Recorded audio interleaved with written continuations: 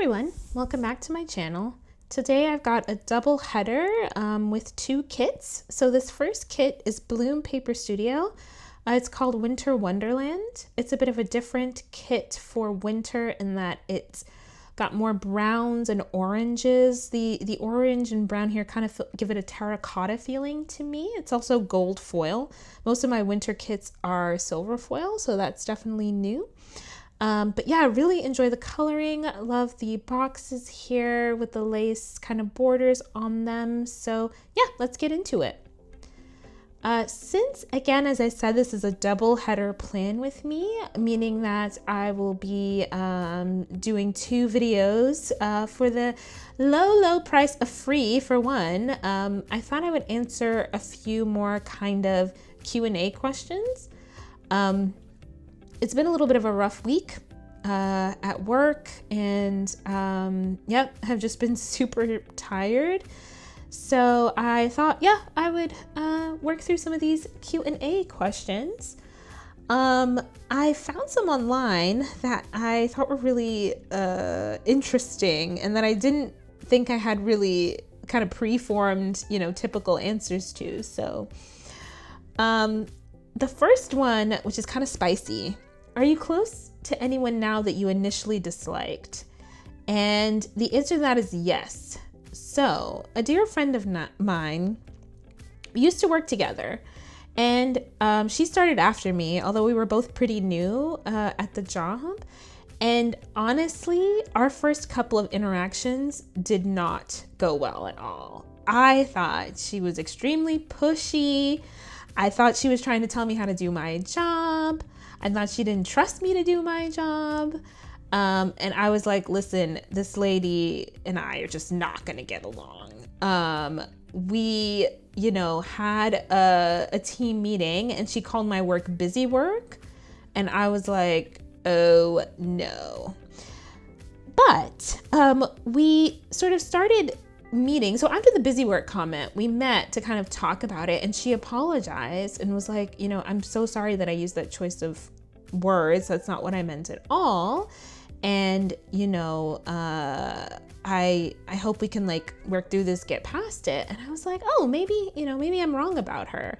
And so we started chatting more and we became really friendly. And now I consider her, a really close friend. And so when I tell people the story of how we became friends, I call it the greatest love story ever told, because truly when our relationship started, I was like, I'm not gonna like this woman. I'm done with this woman. And now I'm like, we text all the time, even though I'm no longer at that job. We text all the time, we hang out, we've seen each other outside of work multiple times. It's a really close friendship. So yeah, I believe that you can turn things around with people. What made the difference for us was when we had that conversation, after the busy work comment, and I was like, maybe I've got this person wrong. So I feel like sometimes you think something about people and then you get to know them and you end up changing your mind a little bit. That's not always the case, but that was the case for us. So yeah. Next question is, are you high maintenance? Now, I don't know what high maintenance means exactly. And sometimes I feel a little bit, this question sometimes gets my hackles up, or not the question, but when people are like, so-and-so is high maintenance, I often wonder what that means. Because I kind of think, and here I go a little bit on my soapbox, that when women especially assert themselves and state their needs and wants very clearly, they're considered to be high maintenance, and I really disagree with that. So in this context, I guess I'm going to interpret high maintenance as needs a lot of, is very particular, needs things to be just so, I'm going to interpret it more in the particular sense. I would say in general, I'm a pretty low maintenance person. It really depends on the context, actually. At work, I would say I'm pretty high maintenance in that I like things to be done correctly. I'm very conscientious. I pay a lot of attention to detail with the things that I do. So I want things to be done well, and yeah, to be high quality. in real life, I wouldn't say I'm very particular. I do like what I like. I have preferences, obviously, regarding like food, types of vacations, but I'm not, super particular or like it has to be my way or the highway kind of situation. A good example of this is my family is going on a beach vacation in March, and I am not really a beach person. I don't like to be too hot. I don't really like to sweat too much. I like being in nature, but the idea of like the sun kind of beating down on me all day, like laying outside, in the sun doesn't really seem like my ideal time in terms of vacation.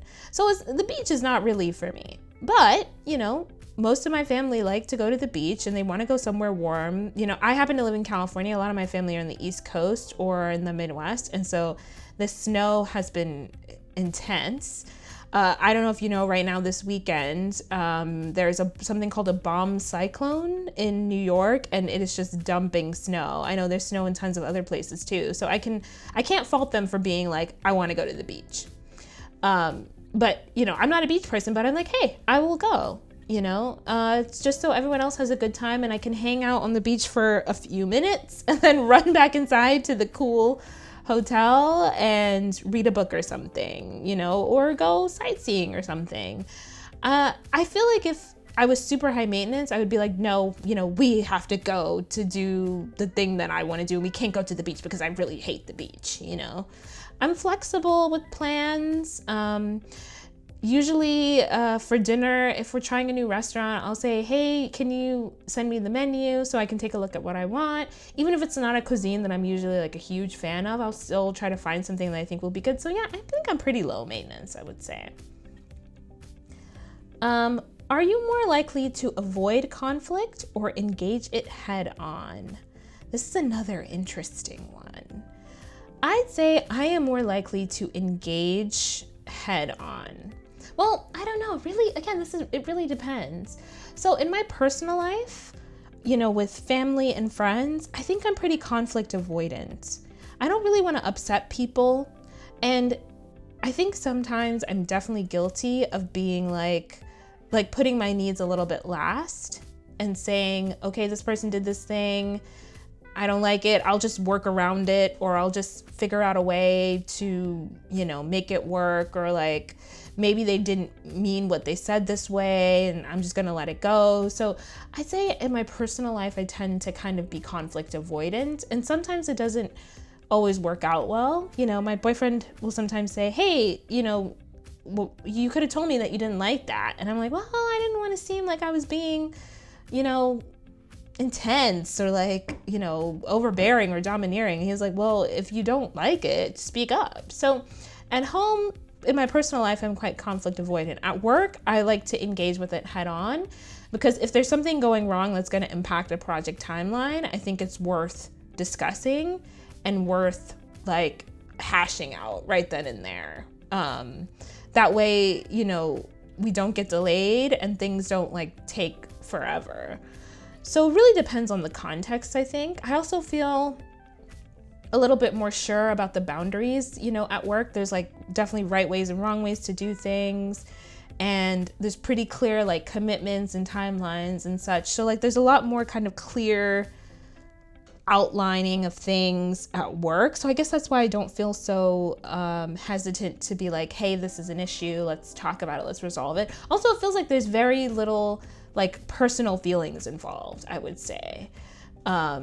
It's much more like focused on the work. So I'm not, when you engage in conflict in your personal life, you're like, it could, turn out to be that you say something and the other person interprets it the wrong way, which I guess could also happen at work, but it's different. I don't know, it's different. To me, there's less emotionality. Like if someone calls me out on a mistake at work, I'm like, oh crap, I made that mistake, you're right, I should fix it immediately. And I don't really think about it, after that. Whereas if, someone were to say like, hey, you made me feel, bad with something that you said, or like I engage in conflict, resolution in my personal life, it's much more like feelings based. And I'm like, is this person gonna feel like I, call them out, or I don't know. Anyway, do you eat breakfast every morning? Yes, I do eat some type of breakfast every morning. So if you all, the eagle-eyed among you will have seen that I often write, breakfast on my planner, either Starbucks or tea and waffles. And those are indeed my go-to breakfasts. I'm hoping to diversify my breakfast pool by also including more cereals in there. Raisin Bran is a favorite of mine in terms of cereals. It's so good. I do have a little bit of an idiosyncrasy with Raisin Bran, and now I'm wondering if this makes me high maintenance, actually. I tend to feel like most batches of Raisin Bran have way too many raisins. Like the raisin to bran ratio is way off. It's like 3-to-1. And I like raisins, but I don't like to have too many raisins. So I will sift through, like I'll pour the cereal out in the bowl, and I will sift through the raisins and take out a bunch of raisins so that there's an appropriate ratio in the bowl. That way it's like a more enjoyable eating experience and I don't have to avoid so many raisins. My boyfriend was like, well, why don't you just put the raisins back in the box? And I'm like, one, I've already touched them, so yuck. Two, if I put the raisins back in the box, then that further increases the raisin to bran ratio. That means that like there's more raisins in there and less bran, so I'm not gonna put them back. I told him I would save them in a little baggie if he wants to put them in his cereal, but I'm like, these are just going in the compost because I have no use for all these raisins. Does that make me high maintenance? I don't know. I don't feel like I'm not asking, a lot of other folks. I'm just kind of, taking care of what I want to take care of. So I don't really think it's high maintenance. Anyway, but yes, I do eat breakfast every morning. And actually, I'm going to pause there and say, here's the end of this spread. And I will see you over in the next one in a second. I'll be planning with a PaperMuseCrafts kit. So see you over there.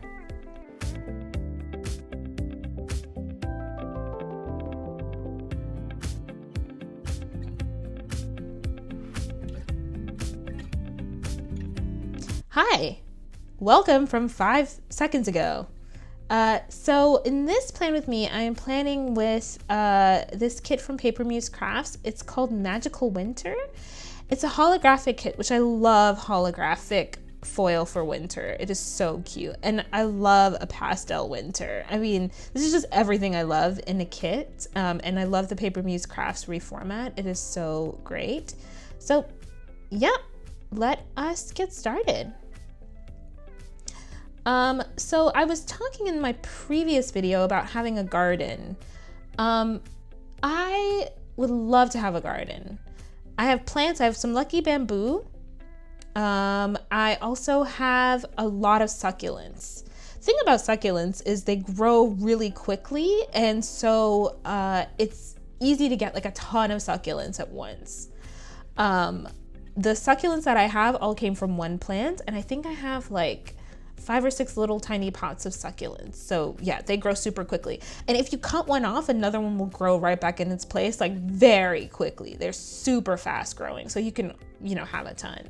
If I had a garden, I'd like to have like a vegetable garden maybe. Growing up, my mother grew tomatoes in our garden outside. The only trouble was squirrels would get at them. So she tried everything, including like some natural pesticides, meaning stuff that just would taste gross to the squirrels but wasn't going to hurt the tomatoes. And she tried nets, like a little kind of cage over the plants, which is kind of tricky because if you know anything about tomatoes, like it's kind of a vine, so you have to like stick something in the ground so that the plant can kind of curl around it. And she was like, I don't know how big of a cage to get because I don't know how tall these plants are going to get, and I don't want them butting up against the cage. But it kind of didn't matter because the squirrel still chewed through the cage. So yeah, but the tomatoes that she got from there were really juicy and ripe. So I think I'd like to have a vegetable garden if I had space, meaning like if I had a backyard. But for now, I'll stick to my plants that I have just around my apartment. Are you a morning person or a night owl? This is another one that I thought I had a straightforward answer to, but I don't actually. So I get up pretty early in the morning and feel quite generally when I've been sleeping very well, meaning like I've had a couple of nights of really good, consistent sleep, I will wake up in the morning feeling refreshed and energized and ready to go. I'll have breakfast, usually some light caffeine, because I usually have tea. I'm not a big coffee drinker, but I even get tea from Starbucks. So we'll have a tea and then we'll usually get right to work. I mean, the best mornings for me are like during the week rather, are the ones where I have like 2 or 3 hours uninterrupted by meetings and I can just get stuff done. I feel like I'm so productive. I can accomplish what I need to do, and even better, I have time to sit down, plan what I need to do, and then execute. This is kind of the reason why I've tried to structure my Mondays at work in a way that I don't have a lot in the morning, so that I can sit down in my functional planner, which is my Moxie Life, and plan out the week. This is if I haven't done it Sunday night. I like to do it Sunday night, if at all possible. But if I haven't done it Sunday night for one reason or another, I like to do it on Monday. At the same time, I do sometimes feel myself energized late at night. So this is like, after 9 or 10, and I'm like, I'm really not tired. I don't feel like going to bed. Let me just like read a ton, or let me like film a plan with me, or, let me just plan next week or something. Like I'll get into like a big project. I have a rule for myself, which is that if I do anything after, I think it's 8:30 or 9, I think it's 9 actually, then I have to like have prepped, myself for bed beforehand, so that I can go right to bed after the activity. So by prepping for bed, I mean I have to brush my teeth, floss, wash my face, do all my toiletries and stuff before bed, change into pajamas, so that I can do the activity and boom, as soon as I'm done with the activity, I go to bed. So if I do that, then sometimes I, again, don't feel tired after doing that and feel energized, and I'm just like, I'm gonna go ahead and do something, that's gonna take a long time. So I can kind of sometimes be a night owl, but I would say in general, I'm much more of a morning person. I think this night owl thing, there is a word or a term that I saw on the internet somewhere. It's called revenge bedtime procrastination. So revenge bedtime procrastination refers to when you stay up late or procrastinate going to bed as quote unquote revenge for having to do things that you didn't really want to do during the day, like work. So I suspect sometimes this night owl behavior can be a little bit of revenge bedtime procrastination, since it tends to happen in the latter half of the week, meaning Thursday, Friday. I think really in the beginning half, like Monday, Tuesday, Wednesday, usually I have so many meetings that I just can't afford to stay up super late, because the next morning I'm gonna feel terrible and I don't want that. So yeah, I'd say I'm a little mix of both, but in general, I am a morning person. Do you have a catchphrase? I don't think so. I'm trying to think of like a phrase that I say a lot in real life. I think I have more of like a signature expression than a catchphrase. So yeah. So this is something I think I've inherited from my mother, but when someone says something that's confusing to me, or I don't understand, or generally disagree with, I start squinting my eyes into really thin kind of lines, and it's like, I don't understand what you're saying to me right now. I also, will give people looks when they're doing stuff that I think is wild and that I disagree with, and it's usually kind of a like stare. I don't know how to describe it visually, but I don't think I have a catchphrase. It's much more like looks, and people are like, why are you looking at me like that? And I'm like, well, it's because I think what you're saying doesn't really make very much sense, and like, here's where I'm confused. So yeah, that's very, yeah, I don't think I have a catchphrase. This is a weird one. Do you belong to any warehouse stores, Costco, BJ's, etc.? I used to belong to Costco, but being, so it's, I live by myself, and my boyfriend and I live separately. I feel like I do not need Costco level stuff. And in fact, that it goes to waste often. You know, I just can't see me using anything other than like kind of essentials. So things like toilet paper or paper towel, you know, or any other paper goods for the home, or like cleaning supplies, etc. Things that like you can keep around for a long time and they won't expire. And then there's also like an ergonomic issue. I drive a very kind of small sports car, and it doesn't have much trunk space. In fact, the little graphic on the inside of my trunk is like an informational graphic that shows you how to put a bag of golf clubs in the trunk without hurting them. So that should give you a sense of how small my trunk is.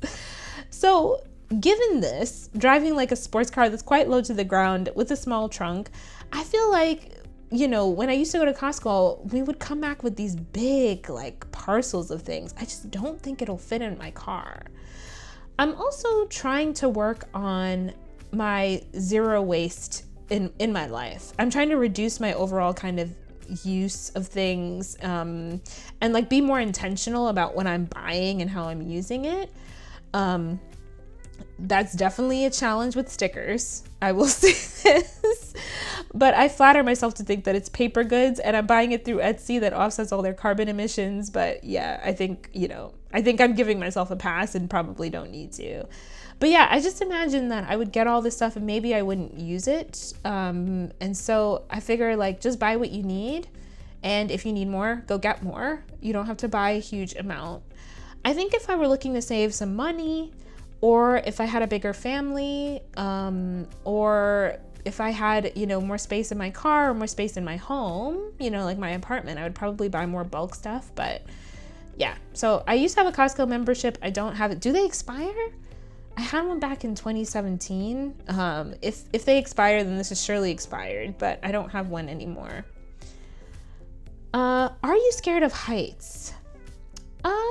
No, not really. I do have that thing where if I'm somewhere high and I look down, I will feel super dizzy, but I don't think I'm scared of heights. Yeah, I don't think so. Like I'll happily, you know, scamper up something, or climb up really high.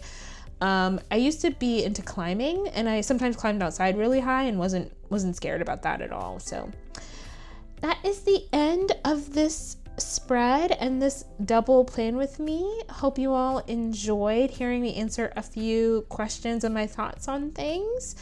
If this is your first time, feel free to click like and subscribe, and I'll see you next time. Bye.